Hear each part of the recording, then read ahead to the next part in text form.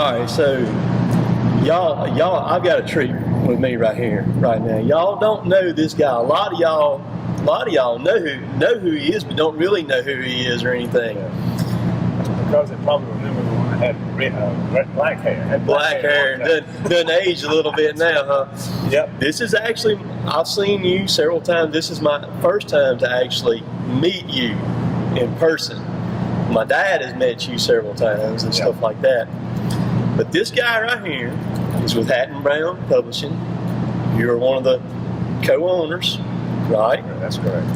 And Hatton-Brown is Southern Loggin Times. That's right. If you're in the logging world, it's called Southern Loggin Times, but it doesn't matter.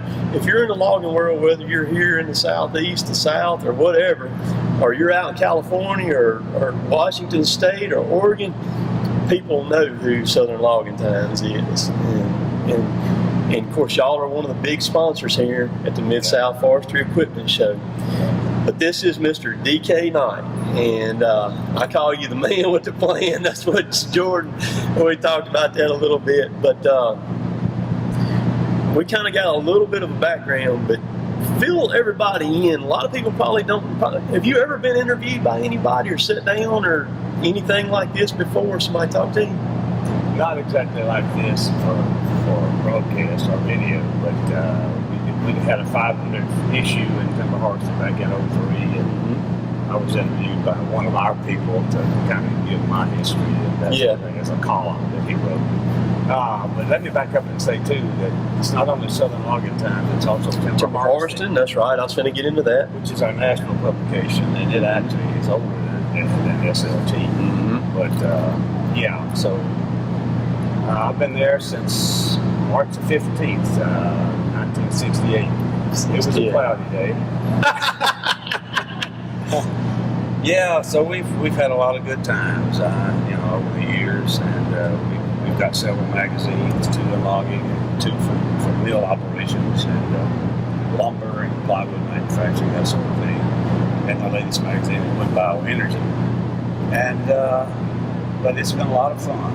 And, you've had to, we talked about this just a little bit just a second ago, you've had to evolve some. We have, yes. Just as the industry has evolved, we've evolved right along with it. And I've got a question at the end of this video that I'm going to ask you. I'm going to kind of put you on the spot a little bit, but that's the way I want it. And I want to see what your thoughts are on it. But everything's about evolving though. So you've been there for that long. Kind of briefly give us the steps that, because it didn't start out as Southern Loggin Times, give us the steps that got you to where it is right now. Well, we felt like there was room for a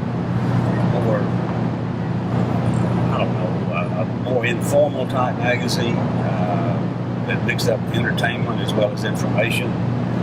And so we came up with the idea in the early 70s. The first issue was in October 1972. And so we wanted to keep it by design to the south because it's a unique region of the country, and we all know for many reasons. But so that's the way it started out on a newspaper. It was monthly at the time. The first issue probably had 12 pages in it, maybe even 8. I don't remember. But it was, but it took a while. It took quite a while to grow it and to develop it.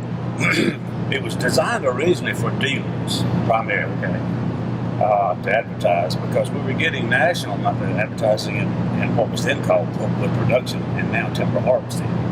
So we thought a regional magazine geared toward dealers and loggers would be a fit. And over time, it started out as Logging Times, and then in 1981 we changed it to Southern Loggin Times because the South was really fast becoming the wood basket of the country and now the world. Yes. So that was a good fit, and that's helped us. Excuse me. We upgraded the paper and the printing process over time and went to a stitched publication and got away from newsprint.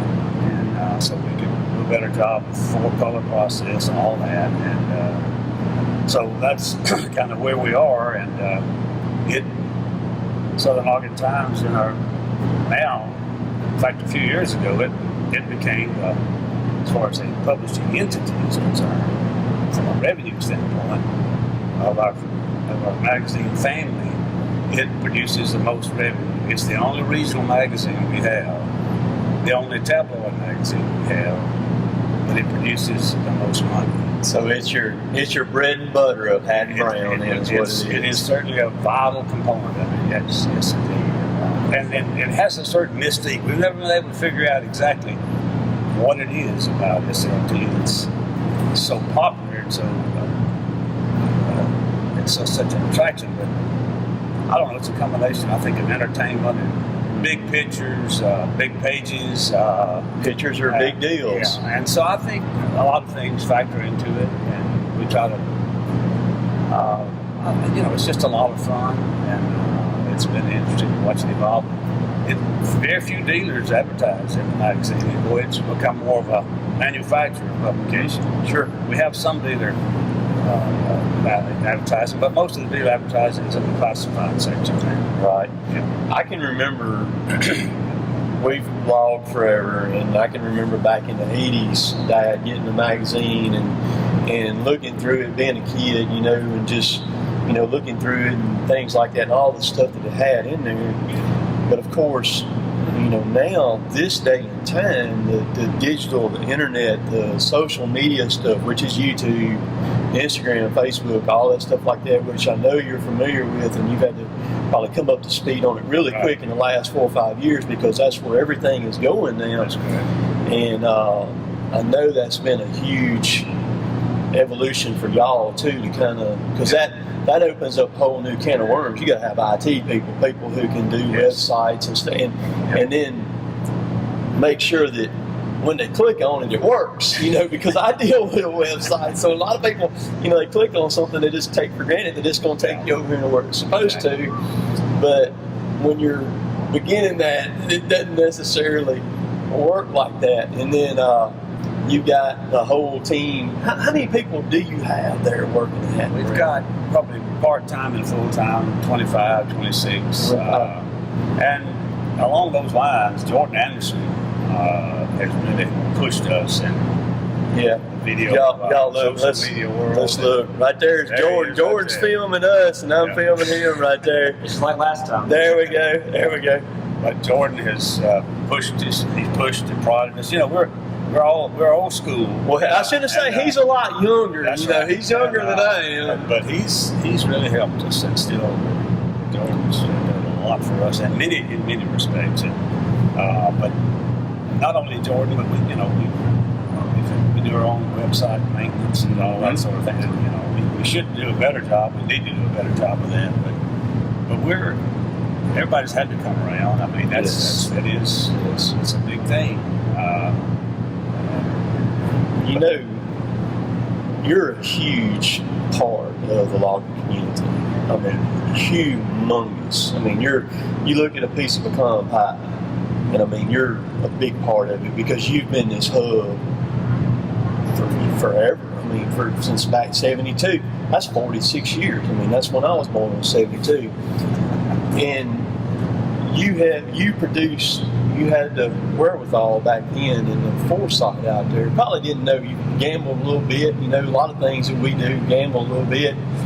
But look at where it is now. Look at this show and the magnitude of it, and all the stuff. And the stuff that y'all do at Hatton-Brown and things like that. A lot of people never see it. It's like they handle all the registration for the show here. Everything comes through y'all. And when you buy your tickets, you can pre-register and all that stuff like that. So it's a big deal. And then you can look at Southern Loggin Times online. You can see it there and see the stuff there. And then, of course, you can get the publication there, and which is always, as long as you're in the industry, you get it free. That's correct. If you're in the industry, you get the publication free, and that's always been a neat thing to me. That y'all send that out, because roughly how many issues do y'all print a month? When y'all print a month, how many issues do y'all probably print? That's around between 12 and 13,000. That's a lot. That's a lot of going out right there. But I appreciate you taking the time to taught me, because when Jordan contacted me back in June and said, and the first thing I told him was, I said, look, I said, my stuff is all about variety and different things like that. You know, if I just filmed in my machine every day with it over my shoulder, people would get sick of that. I like to mix it up. And I said, I want to talk to DK. I said, I want to talk to DK. I said, if you can make that happen for me, make that. I'll do this with you if you'll make that happen for me. And he said, we'll do it. You know, and but. I keep saying you got something else you want to say right quick, or no? But regarding the show, you know, we're glad to be part of it, but we're just a part. You know, we do our part. Everybody else contributes collectively. Mississippi State, Mississippi Logging Association, Mississippi Forestry Association. I'm just a focal point. My day has come and gone. I'm fading away. We've got good people that have been with us a long time. Right. We've got people who've been with us 35 years, 30 years, 35 years, 20 years. And so they make it happen. Right. We've got a good organization. I'm proud to say I'm proud of it. So I'm just, I've kind of stepped back in the last couple of years. And so, you know, eventually I will not be part of that team, and I'll miss it. But that's just the way it is. You know, it's been a good career. Well, let me stop this and then start it back over. All right, so we're fixing to wind this thing up right here, and like I said, I appreciate you agreeing to meet with me to do this and everything, get you out in front of people, you know, and stuff like that. All right, so I've got one question for you. Logging has really, really changed in the last 5 years. I mean, we thought it had changed in the last 10 years, but the last 5, it has really changed. And you're intermixed with loggers. You hear stuff from loggers, the sawmills, the end producers, stuff like that, and everything. You know, you've got a lot of, I wouldn't say age, a lot of experience. A lot of experience. You're one of those big picture guys that can see things way out, and I can see that in you. What is your thoughts as far as these people like me that are coming through here, you know, to this show, attending and stuff like that, that's driven a long way? What are your thoughts in 5 years for logging, or 10 years from logging? Where do you kind of see the broad scale of things, perhaps? This is tough, people, because I told him I was going to do this, and so you just take your time or whatever. Because, well, it's hard to say. It's hard to forecast anything. Correct. They say if you're going to do forecasting, you need to do it in a dark room with only one person, and that's you. Yeah. But I see logging following farming to a certain extent. Fewer logging companies, but larger logging companies operating to scale. Maybe we already see that happening, and it's multiple crews, dispatch trucking, you know, labor issues are paramount now, especially trucking, and that's affecting not only logging but just a big deal. Everything that's freight, but. It's already become much more professional than it used to be, and I'm proud that it's much more professional, and it's much safer than it ever has been. There's still a lot of things to improve on, but it's going to continue to be a challenge. It always has been. This is not for the faint of heart. It's not that. It's not that. It's not like it was back in the 90s, early 90s, boy, boom. And I've never been a logger or owned a logging business, but I sure have a lot of respect and admiration for those who have the perseverance and the desire and the stamina to get up every day and face a world of uncertainty. Sure. But so it's hard to say. This industry's always changed. Now we're looking at, I think we'll see more processors probably being used because sawmills are really pushing that right now. Yes. I think they'll continue to do that. I think we're in a real glut of pulpwood, especially in the South. That's going to be a real. I think that's going to probably keep prices down. That's not going to be good for the landowner. I don't know. Pellets, I'm not real sure what the future of pellets is. That's a still question mark. Everything's real crazy right now, isn't it? I mean, we're in an era of uncertainty, basically, in the harvesting side of things. You know, it's and it's just kind of almost a day-to-day thing. You know, now week-to-week thing. Well, overall, right now, it's quite good, especially for the manufacturing sector. Yes. They're record profits, and that's great. You know, there's a lot of angst out there, though, among loggers about, okay, if it's just good for the consumers, would you not be a little more generous to us and help us a bit? Right. Like I say, a lot of things have changed over time, and some things haven't changed. You did very well answering that. I liked how you answered that. I know that was wrong of me to put you on the spot, but I didn't really want you to have just a tremendous amount of time to kind of get you, because sometimes the best stuff comes from just right off the cuff and things like that, and where it's not planned. One thing I will say is I've been surprised since the recession that there's been that many new loggers get into the business. Yes. And then those who were in the business seem to have expanded. Right. And so going forward, I don't think there will be an issue of logging capacity anytime soon. A lot of people were worried about that in 2010. Right. And everybody was concerned about what's going to happen because a lot of loggers got out of it and because of the economic crunch. But I've been encouraged that some of the young people have gotten into it and have expanded after being in it only a short time. And whether that's good or not so good, I can't say, but it's a fact. And but I think our choking point's going to be trucking. Yes. And labor overall, you know, because all industries pretty much have labor issues. And I think one thing that's driving processors to some extent may be the fact that the mills can't find the personnel they need to make those bucking and saw solutions. Sure. So if they can get a better log coming in, it might take a little pressure off the type of labor they can attract now inside the mill. That may or may not be true, but I heard one person mention that the other day. Because what you said a while ago, thinking about a logger shortage or whatever, you're right. It's not, because the equipment has evolved so much. If they were to turn all of us loose of what we could run at our full capacity, it would be mind-boggling with the equipment that we have now and what we can potentially do with it. But the biggest thing right now faced with us is two things: the labor overall in the woods, and then the labor in the trucking side of it. The trucking side is just I don't think nobody saw the trucking thing coming. I don't know where it come from and how it got to where it got so quick, but between the insurance and all that stuff and the expense of it, the trucking has been really, really difficult for all of us. Yes. But I appreciate your thoughts. We'll wind this up and everything. Jordan, I appreciate you making this happen for me and everything. And I know you're a busy guy.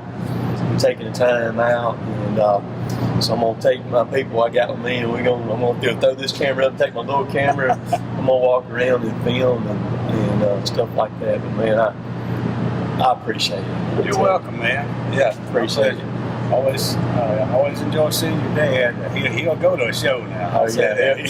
My dad likes to travel to the shows. Now you all see him in Arkansas out there. He went to Canada 2 years ago up there to the expo up there, man. All right, look. Well, I appreciate what you're doing to promote logging to a broad audience, so that they can see what happens. Sure. Yes. Because there's a lot of people. I capture people from a broad scale, and I try to show them how we do it, why we do it, the BMP work, that we do to protect the environment. Right. Basically, is what that means, and the lengths that we go to do that. And then logging is still the most dangerous blue collar job in the United States. It's the most dangerous, but it can be done very safely. Yep. Very safely. And I try to show that in my videos of how we do it. But like I said, what you've done, getting us all the way to this point in the logging world, Hatton-Brown, Southern Loggin Times, Timber Harvesting, all that stuff, all the other entities that you've had throughout the years, you've tried things, different things like that, and I think a lot of other loggers would like to tell you thank you too, and they don't even know who you are, and stuff like that. But yeah, it's a cool deal. I never would have thought when I started putting videos on YouTube that it would get to where it is now, and the reach of what I have the potential 800, 900,000 views every 28 days is mind-boggling. I have an outreach that is, and not only that, but then through my Instagram and all that stuff like that. It's crazy. And when I end all my videos, I always end them with later taters. That's what I do. And so you've got to do the later taters for me and everything when we end these videos. Jordan's over there cracking up. So we're gonna let you do the later taters and put a little bit of gusto to it too. Jordan did a good job. Don't let Jordan outdo you. He's a young chick over there and everything. We got to do it. So, but I appreciate you, Mr. DK. Right. So we're gonna.